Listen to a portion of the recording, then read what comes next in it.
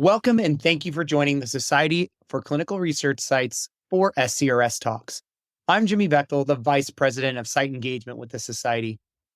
SCRS Talks is a program that allows our partners and those that we work closely with to take a few minutes to address issues of industry concern, share exciting achievements, and to just learn more about our expansive community.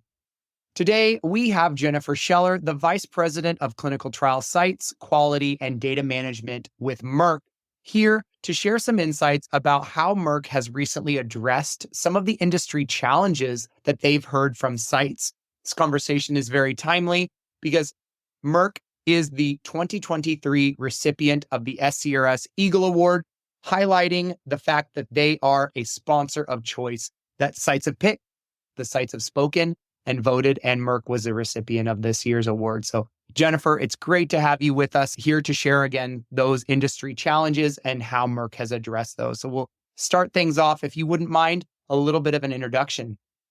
Sure, my pleasure. Thanks for this opportunity, and thanks to sites out there for your vote of confidence and your partnership in clinical research. We're very humbled and inspired with the Eagle Award this year. So for my background, I have been working in clinical trial operations to some capacity over the past 25 years. I started in the industry out of school, sort of stumbled upon this career, and lucky me. I started as a junior CRA and then did various roles in country operations and global trial management, data management, and spent a lot of time on sponsor inspections with different health authorities. So I've garnered a lot of experience and joined Merck in 2017, so over 6 years ago, and now I'm responsible for our strategies and support for our clinical trial sites, as well as you highlighted, our overarching quality approach and data management. Great. Thanks, Jennifer. It's, again, great to have you here, and congratulations on receiving that Eagle Award. Well, let's start things off by having you maybe elaborate on some of the initiatives that Merck has undertaken to support sites in increasing, trial access and promoting diversity and inclusion in our clinical trials. We know it's the important aspect of the modern clinical trial. So I'd love to hear again what Merck is doing in that space. Sure. And this is certainly a priority for us. It has been a priority for us, not just because the FDA, issued some draft guidance and requirements coming out. But, firstly, I just want to highlight, we stood up a dedicated organization of diversity program leads to really build our internal expertise and advance our ways of working beyond, traditional trial support activities. So we have a dedicated team in place, and they're really working across the ecosystem to bring different tools and support to our sites and our teams to really approach things more at the community level and different ways where we know there's known barriers for trial access. So some of the ways that we are, directly supporting our sites, we know that travel and expenses are often a challenge to get access to clinical trials, beyond awareness. So we have instituted this year from our global trial operations team, we have Lyft transportation for all U.S. patients in trials. That was something that we brought on board this year. And we also offer ClinCard, which is a tool to give patients to reimburse them for their expenses. And the idea here was to help have timely reimbursement for patients, but also take a lot of the administrative burden off of busy study coordinators and site staff. We've also worked to build dedicated relationships with sites that are supporting communities and particularly underrepresented racial and ethnic group communities. And we've built sort of a network of centers of excellence. And we're working with those sites to, understand more how we can support more directly some of the community activities. And one area of support that we've begun to implement is a research navigator role, which is really a role dedicated to making that connection in the community of trial awareness and also, answering questions, building trust, and connecting people and patients to clinical trials. We know we can't just keep putting more and more tasks onto busy study coordinators and principal investigators. So this is a new role that we've implemented this year and continue support and grow this even, beyond our diversity centers of excellence. And, trial teams are busy. We wanted to provide a way where we were providing education and sharing best practices across sites and from members of the community. We stood up a community advisory board, and we have lots of engagements, with patient groups. And we wanted to provide a forum outside of the busy trial space to bring sites together to provide best practice sharing and also to share what we're offering to support sites because it can get a bit overwhelming. So every quarter, our team runs a webinar for US sites. It's optional. It's if people want to attend, and we've had great attendance, several hundred attendees per webinar. And we have guest speakers in from different sites or community leaders just to, again, share and educate. And then we also share what we can do to provide support for sites. And we have lots of materials out there to educate on trials. We give each site a diversity inclusion clinical trial toolkit, which provides brochures to help sites educate patients on clinical trials and also to provide tools for sites on ways that they can be more culturally aware. And our next webinar is focused on unconscious bias. And so we're really just trying to tackle it from the trial level, but also more broadly in the ecosystem. And just a few other areas I'll briefly mention. Community engagement has been a big part of our strategy. So we've developed an agreement and a partnership with blackdoctors.org to have very targeted educational series and trial awareness. We have another partner coming on board very shortly who's going to do targeted outreach in different communities across the U.S. And then we have this fantastic mobile unit that's out there at one of our sites. And they're using that in the community. I know we've had a lot of sites raise their hand to say, when can I sign up next? So we've just gotten started with one of our sites, and it's been really great pre-screening and trial awareness activities using that mobile unit and engaging in the site community.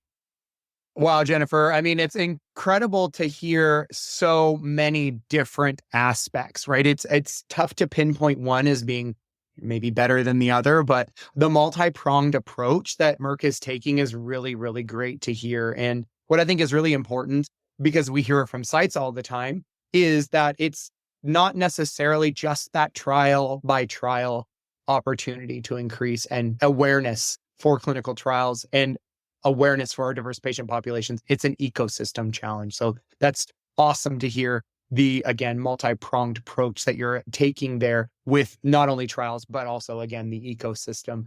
But another part of that you briefly touched on is the concept around clinical research staff and how we increase the pool of available employees for our community and our ecosystem here as a key component of that site centricity focus that I know Merck is so dedicated to. Could you provide some more details on some of the training programs that Merck has created or might be maybe involved with? Sure, absolutely. And I always go back to the letter that you issued, a call for action, to sponsors and CROs on the detriment of not building a bench and just tapping into site staff as a primary source of talent. So a few years ago, we've built a very robust entry-level program that just continues to grow. In the US, we have it globally. We have internship programs globally, but we've really enhanced our US program specifically. And we also have a pathway, for college students to come in and be trained entry level and take an entry level job, clinical trial coordinator. It's now turned into sort of this rotational program. It's very attractive, and we get lots of candidates, and that continues to blossom so that we are building our bench and not just relying on site staff as a recruitment method. We also are committed to the 110 program. So we have an office in the Philadelphia area, and that's really a commitment to bring non-traditional candidates into our world, into our profession. So non-degreed African Americans in particular, to bring them into, careers in pharma. In this case, there's multiple companies involved in 110, but in our case in pharma. So we have in our data management group, we have a group, I think we have about 45 now recruited, building our bench with different talents and training up and upskilling. And we continue to build. I think the goal is to get to 100 over the next several months or so. And then from there, we build skills into CRA roles, associate CRA roles, and onward. And we thought, well, we have such a robust program internally. Sites are struggling. How can we help our sites? So we built a partnership with ACRP, the Association of Clinical Research Professionals. They've got incredible tools and training. We don't need to reinvent the wheel.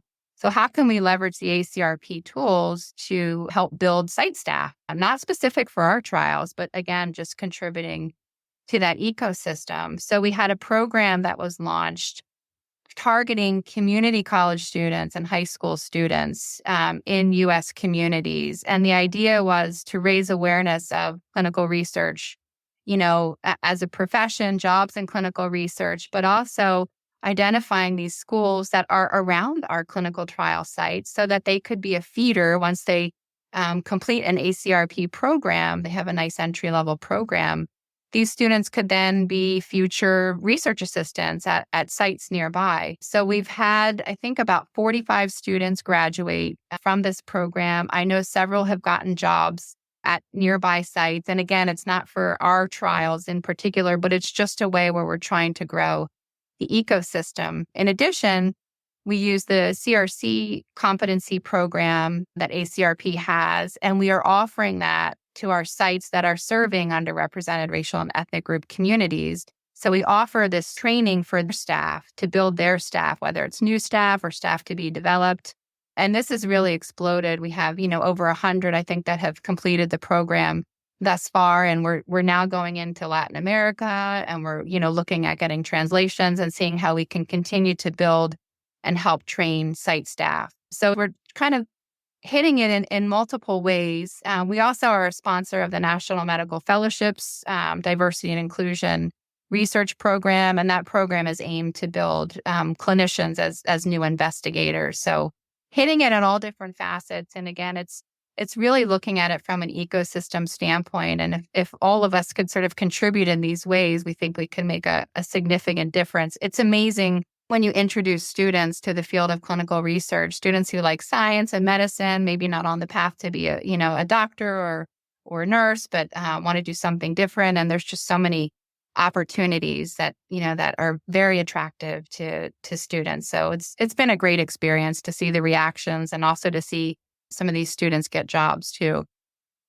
That's really cool, Jennifer. And again, the multi-spoked approach to solving this problem, I think, is really, really important, because there isn't necessarily one answer to how we solve this monster of a problem around site staff. And it's clear that site input is so important into the work that you guys do, because both the diversity one that you talked about previously, as well as this site staff shortage challenge, is based on direct input from the sites. And so it goes to echo the points that we've made previously around your recipiency of that Eagle Award. So how maybe does Merck ensure that it remains closely aligned with the needs and the perspectives then of sites?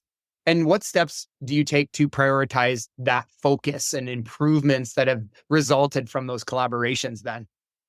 Yeah, and I first want to just, share our operating model. So we invest a lot in our, what I would call frontline, our CRAs. Our CRAs are all dedicated to the Merck program. We have Merck employees, but we also work with our CROs to have fully dedicated staff just to our program. So we invest a lot in training and upskilling our CRAs, but we also ensure that relationship and collaboration with sites is a key competency for this team. So that's a very robust way for us to get feedback on site needs and, help to shape our strategy. But I also just want to give a couple examples too, because this is really ingrained across our culture and leadership team at Merck. So one of our leaders was at a conference a few years ago and was presenting inspection readiness and what people and sites need to do to be inspection ready. And a coordinator raised her hand and she said, "Well, that's great. It's great you guys all come in right before, the FDA comes in, but can't you tell us how we're doing throughout a trial instead of just, at the time of an inspection?" So with that feedback, my boss came back into the organization and said, "We need to build a tool for sites so they have transparency on how they're doing in trials." And with that was the genesis of what's called the Site Health Check report, which is basically a report that was built with sites. So we pulled in sites to build it for sites, and it gives the KPIs of trial performance compared to, within a trial compared to their peers in the country or globally. So it's really one, I think, great example of listening to our sites and acting. And we continue to do that. We have several offerings that we have for site support that are enterprise-wide. And our mantra really is making sure that this is a la carte because every site has different needs and we're not here to force different things upon sites. So the enterprise offerings that we've built has really been based on what we hear from our frontline and also in our site partnerships and site engagements. I think I shared with you last time, I'm often out visiting sites and many across my leadership team, very senior levels are doing the same. So we continue to get that really customer feedback. But we've offered things such as the resource augmentation using a vendor if sites need it. And many sites have taken advantage of that and ebbs and flows of workload. We've recently offered an e-binder solution. If, there's a lot of sites still on paper, there's great efficiencies that can be with an e-binder. So we offer that, again, a la carte. It's optional. It's whatever works for the site. We've also implemented what I mentioned, the Lyft transportation and the Clean Card to try to reduce some of the administrative tasks for sites. We've simplified the use of SIP and taken the work back, shifting the work back to the sponsor and keeping it much more flexible. And there's more that will be happening in that space as well, all based on site feedback. We're also working on modernizing our technology, and we've built in user experience as a priority pillar for modernizing our technology for clinical trials. And we actually have a dedicated team within our IT unit that just does UX design. And we've leveraged them and used them with our sites to build some of our tools. And we have a partner network of sites, and it's well known across our ecosystem that we tap into these sites sort of as representative surrogates for other sites around the globe. When we have new ideas or tools, we've recently had our supply chain coming forward with a few initiatives, and we wanted to see, is this something that would be helpful? What do our sites think? So we pull in roundtables, and that happens frequently. And, I would also say we're also working across our vendor partners, to make sure that that same culture is embedded and that we continue to keep sites as a priority as really a customer for our work and serving them so that they can spend their time, with patients and not frustrated on administrative tasks and tools that are not intuitive. That's great, Jennifer. It's so interesting to see the approach that Merck takes, because what I think is unique is that it goes back really to a cultural shift. Merck has prioritized at the senior leadership level the relationship with the sites and allowed you and the rest of your teams to implement processes and plans based on site feedback that will actually affect the way that you work with them. So again, really just goes to speak to the fact that you're well-deserved for that Eagle Award.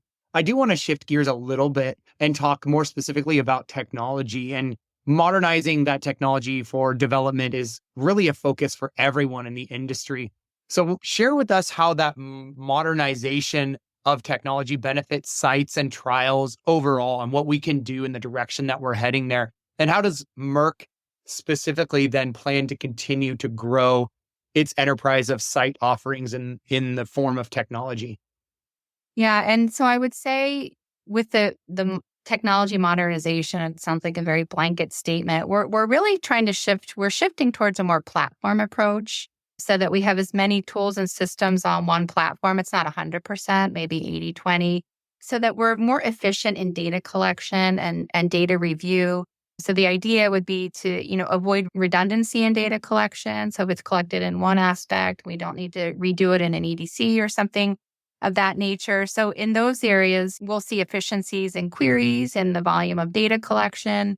We're working on things like local lab normal ranges and making sure that we're supporting the entry of those ranges, and that it has to just be done, once, and sites can just use a drop down, and systems that are more intuitive, that convert units, just really taking off some of those tactical steps that don't have a lot of value.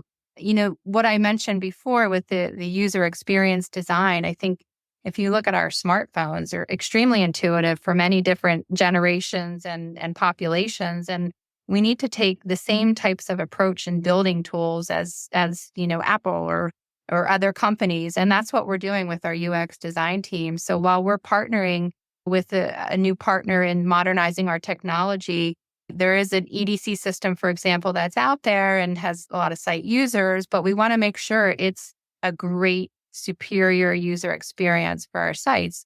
And that's not up to us to tell the EDC vendor how to do that. That's really need to hear that from our sites.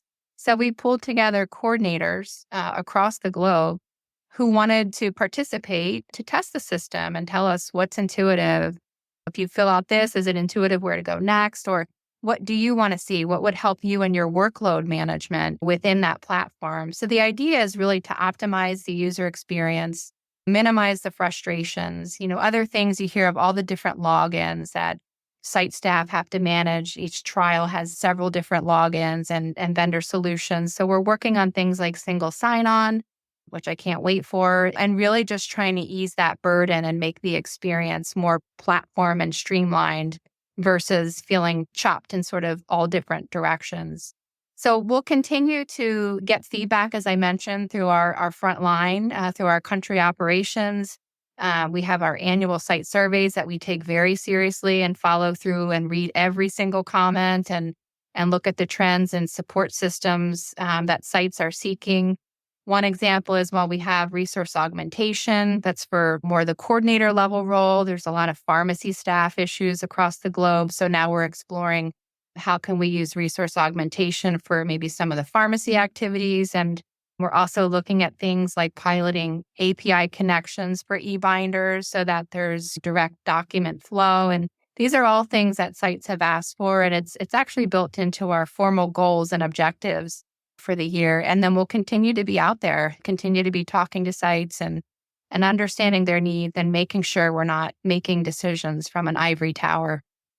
That's great. It's an excellent approach, and I applaud Merck for it because not everyone takes it, unfortunately. But the emphasis, again, from the top down that Merck has on that site and patient-focused mentality is really valuable and appreciated. I'd like to wrap up our conversation here, Jennifer, with one final question. As trials continue to become more complex, it's obvious that Merck is working to simplify them in their own way as much as possible. So can you maybe share what Merck is working on to simplify through the trial process specifically and how that might affect site operations and trial efficiency overall? Yeah, I'll mention just a few points here. One is we have a vast initiative on protocol simplification and a lean design approach. So it's starting from what is needed versus I think in the industry, you see a lot of copy paste of protocols, inclusion, exclusion criteria. So we're shifting to a more lean design approach and focusing on the end in mind and critical data. And I think from a site perspective, that should feel lighter, right, in many ways, and less heavy on data collection. The other area we're focused on is query management. We have a dedicated team exploring how we can improve and reduce our queries so that we can make that a more smooth and streamlined and focus on what matters type of approach.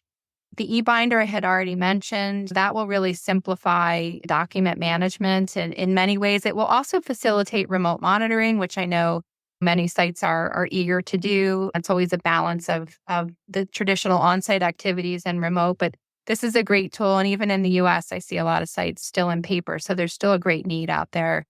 And we continue to simplify the technology for our CRAs, which indirectly impacts and influences our sites. So we have a lot of investment in how CRAs have to document things and make it really simple so they can do it real time. So really they can focus on answering site questions and being there for sites and not getting caught up in too much of an administrative burden. So yeah, we have many others. So these are just a few that I'll mention, but really looking forward to some of the impact of some of these newer projects as we kick off in the new year. Excellent, Jennifer. Well, I think that's a really wonderful place for us to end our conversation. Thank you, A, for doing all of these things on behalf of the sites and working towards greater site sustainability, and B, then listening to the sites so that you can do these things. Because oftentimes we hear a lot of organizations that do listen and are very well intended, but then don't take action and don't make change as a result of that. So it's really inspiring to hear that Merck is not only listening, but also taking action. So again, thank you for being here with us today. Thank you for the work that you do. And a big thank you to Merck for continuously supporting the clinical research site community. It's a pleasure. And thanks for this opportunity. And again, thank you to all of our sites for your collaboration, for all that you do for patients. We tremendously value our relationship with you and work hard to meet your needs and understand your needs. We also recognize every site has different needs, so we're not perfect and we don't know all of the needs. So don't hesitate to ask is my message. And let's keep the dialogue open. We really value relationships and we know that's really important. And please leverage your dedicated CRA too, who's really there to be your eyes and ears and support. And we'll continue to improve, Jimmy, and continue on this journey. And I look forward to sharing more things with you next year as we evolve. That sounds great, Jennifer. Thanks again. For those that are listening, make sure that you register for upcoming summits being held throughout the year by visiting our summit page on our website, myscrs.org. While you're on our website, be sure to also check out the other SCRS publications and resources built for the site community. We appreciate your participation in today's program and look forward to having you join us for more great content coming out soon. Thanks for listening.